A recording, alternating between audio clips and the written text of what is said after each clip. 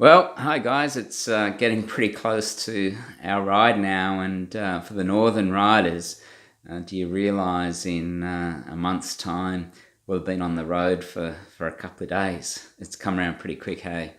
I thought that rather than send another long email, that I'd just have a bit of a chat this afternoon and share with you some of the last minute things that you start to think about as you pack and in these final weeks in the lead up to the ride. So I've got a bit of a list, and we'll go through those things. And I guess if it's not covered, if you've got questions, and if they're not covered in what I say this afternoon, please do get in contact with either myself, CT, or Irene. And if you want to give me a call, my number is 0438 145 219, or of course you have all of our emails. Drop us an email if there's anything that concerns you, and I guess it's really for the first time riders who it's a lot of the unknown, and there'll be worry and there'll be concerns, and some of you are still trying to get there to the end of your fundraising, let alone thinking about the ride and all the rest. So we want to take away the worry and concerns, and I guess that's part of the idea of having a chat with you this afternoon. So firstly, I've got a list, as I said, and I'll work through it. The dates, as you know, if you're doing the Northern Ride, it's from the 4th to the 12th of January, and there's a rest day in the middle. Now, what we do is you've all got flight details and options, and they've all been provided before.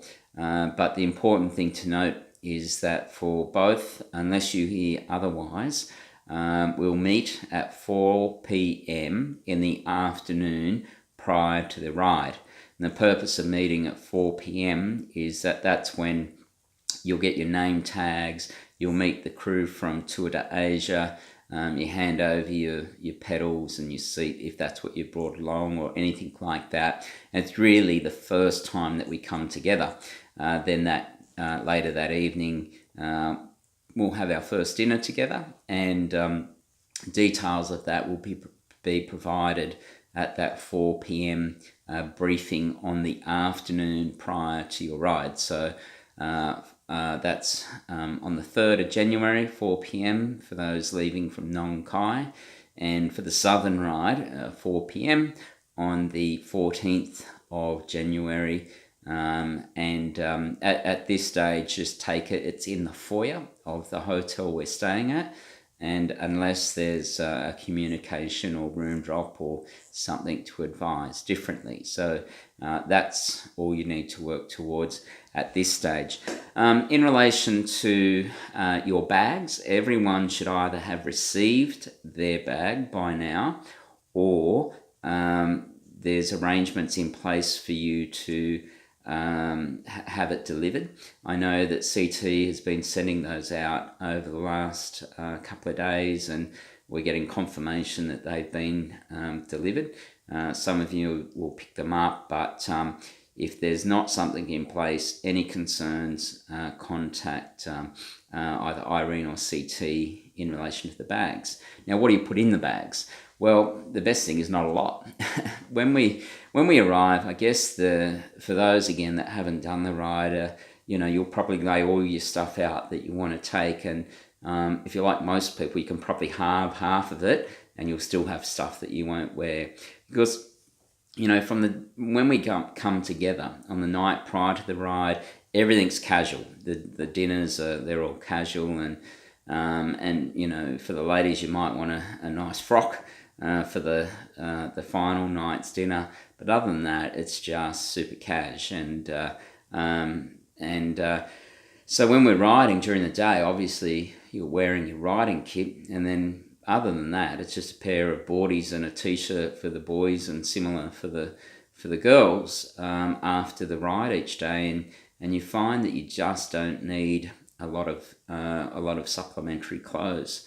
For the Northern Ride, I suggest that you pack a light jacket for the mornings, and something that you might want to put on at dinner. It does get cool, particularly at the start of the ride up at the northern part, and there'll be some days where we leave in the morning and we're wearing, a light jacket, and I've never ridden past the first water stop with it on. It's just that standing around in the morning waiting till we get going, and that first leg where it's really casual and really slow pace that you might feel a bit chilly, but other than that, it's just boardies and thongs and t-shirts, and there's just not a lot of stuff that you'll need when you're away. We'll have 4 days of riding and then a rest day, and whether it's northern or the southern ride, there's opportunities in the hotel where we're staying to get your washing done. So the idea is, we'll brief everyone on this on the rides, but the important thing to know is that 4 days in, you put all of your dirty clothes into a bag, hand it over to the staff at the hotel, and you get it back the next afternoon. It doesn't cost a heap, and it's nice to have all your kit washed and cleaned and back to you. So again, it reduces the amount of kit that you need to take. What we do is we'll ride during the day. Obviously, you finish, you arrive at a new hotel, and your bag will be delivered. So you'll have nothing. You won't have access to your green bag during the day. So if there's anything that you need, such as if you're a diabetic or you need medication or an asthma inhaler or anything like that, you can have a backpack which can be accessible during the day. It'll be in one of the support vehicles. Now, a lot of people bring a backpack along and stuff it into the car and then don't need it. And I'm actually not sure what they put in the backpacks, because there's just not a lot of stuff that you need. We get on the bike and sun cream will be provided for you. If you've got your phone and you've got some Thai baht in your back pocket, that's kind of all you need. And unless you have things such as medication or that you do need. And if that's the case, of course, we'll have a backpack, and if it needs to be refrigerated, we can do that as well. So make sure you let us know around that. Then when we ride into the hotel of an afternoon, you'll pick up your bags and your room will be allocated, and away you go. And the thing is, you wash your kit, hang it out, and jump in it the next morning. So in relation to washing your kit, that means there's varying degrees of washing. Some people will jump in the pool, some will jump in the shower, but I'd like to think most people actually take their kit off and wash it with washing detergent. We take away liquid detergent and put that in our checked-in luggage and use that. It's a lot better than the powder.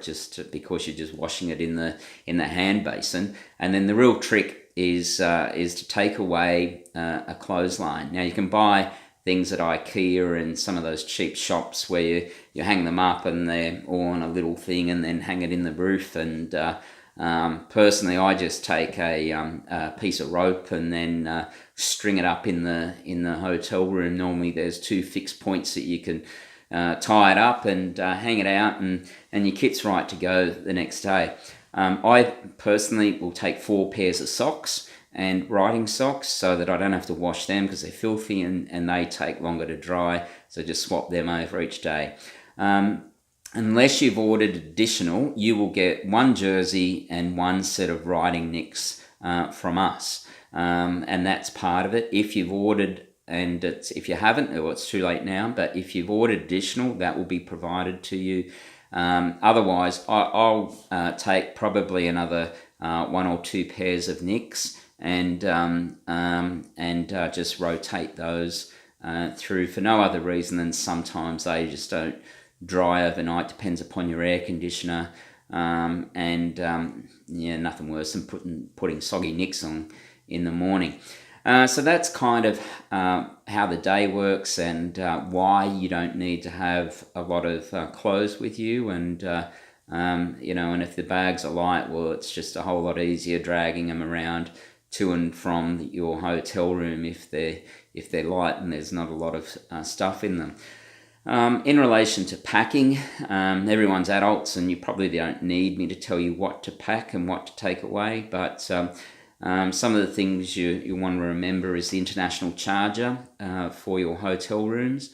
There'll be Wi-Fi in every hotel, but the speed of it, I can't guarantee what that's going to be like. I can guarantee some places it'll be good, and I can guarantee some places it'll be pretty shit, but we won't know that until we get there.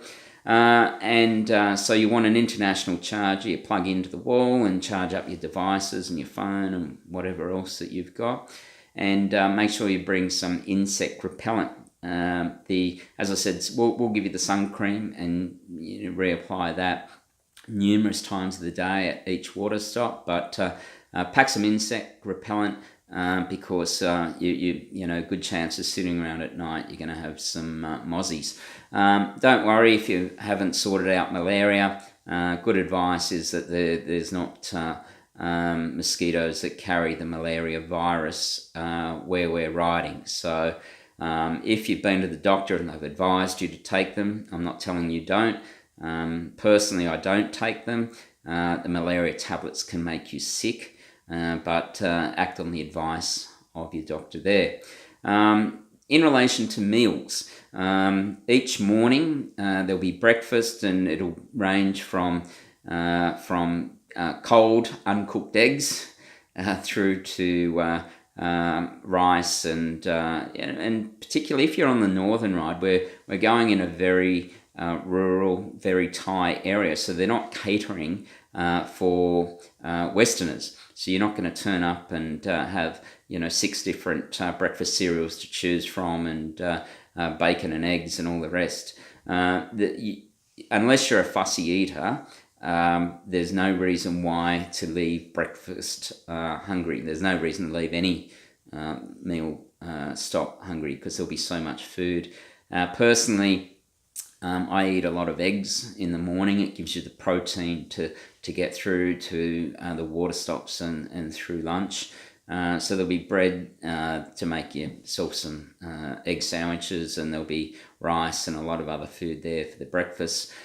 As you know from reading about the days, we ride for about 25 Ks on average. Some will be shorter, there'll be a few that'll be longer, most of them around that 25 K mark, and then we stop.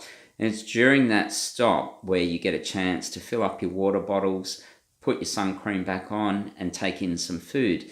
Now, the nature of the water stop will depend upon the ride, depend upon the day, and depend where we are. Some of them will be on the road under a sala, which is like a little bamboo hut, and there'll be nothing there other than what the crew from TDA provides. And then that might be, there'll be watermelon, there'll be pineapple, there'll be bananas, and there'll be copious amounts of water. Other than that, that's, I would suggest, is the absolute minimum. The only time one of those won't be available is if the fruit is not in season in the area where we're riding, but it'll always be substituted with somewhere else, but with something else. Other than that, we'll stop sometimes at 7-Elevens, and you can supplement your food with whatever you choose. So that, if you want to increase some salt intake, you might go and get some potato chips, or some milkshakes, or soft drink, or ice creams, or whatever. And normally what we'll do is there'll be a 25K leg, stop, 25K leg, stop, 25K leg, and you're at lunch. So depending again on the day, we'll be stopping for lunch anywhere between 11:30 and 1 o'clock, all things being equal. And lunch is, again, there'll be a variety of Thai food at lunch. So there'll always be, there'll be rice, there'll be, a meal or a protein to support it. And then if you're vegetarian, there'll be vegetarian options as well. And then the afternoon is the same. There's another 25 Ks and stop, and then you're into the hotel after that. So most of the time you're off the bike somewhere between 2:30 and 4:30. It depends upon the length of the day, depends upon what sites we've seen, where we've stopped, if there's been any interruptions that might come about through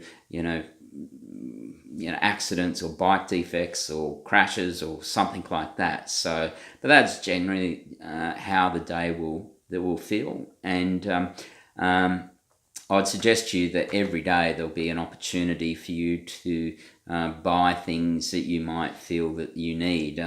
Again, it's not something that is necessary. Everything's catered for. You shouldn't be short of anything, but we'll be riding through shops of some description. Most of the places where we stop, you'll be able to, and where there's a shop, you'll be able to pull money out through the ATM. You're paying about, you can pay up to $5 or so forth to use the machines in the fees. So my advice is to pull a heap of money out at one location rather than keep just dribbling it out. Phone reception. Through Thailand, there's very few places that you won't have good phone reception. And the internet, as I said, that just depends upon the hotel and who's hogging the internet and taking all of the bandwidth. So, but most of the times, every afternoon, you can jump off and jump on the internet, and it costs you nothing as well. All right, let me check what here I've got in the list. The kit. So the night before we ride, you'll be provided with your nicks, your jersey, and your gloves. That's the kit, and you'll be provided with that the night before we ride. If you have put on a heap of weight between when you ordered and or you've lost a heap of weight, we can't change your kit. It's all printed, it's all got your own name on it, and so there's no going backwards there. And we don't have spare kit with us, so we don't order a couple of extras of extra large or large in case someone needs it, because otherwise we're stuck with it and someone's got to pay for it. So you'll get your kit that night, and there's nothing we can do if you've ordered the wrong size. If you have a sneaking suspicion that you've ordered aspirationally, thinking that you'd do a whole lot more training and you'd drop a size or two, you might want to bring your own kit just in case. But most people are fine. So you'll get your kit the night before. Washing line, I've gone through that. Just wash after each day. What to pack, just pack minimally. You don't need a lot of stuff, your phone. Final fundraising. So there's a couple of you who are still yet to reach your target. And what I'd suggest to you is that whilst it's a busy time of year, there's still time for you to do things. And this is not doing it for me.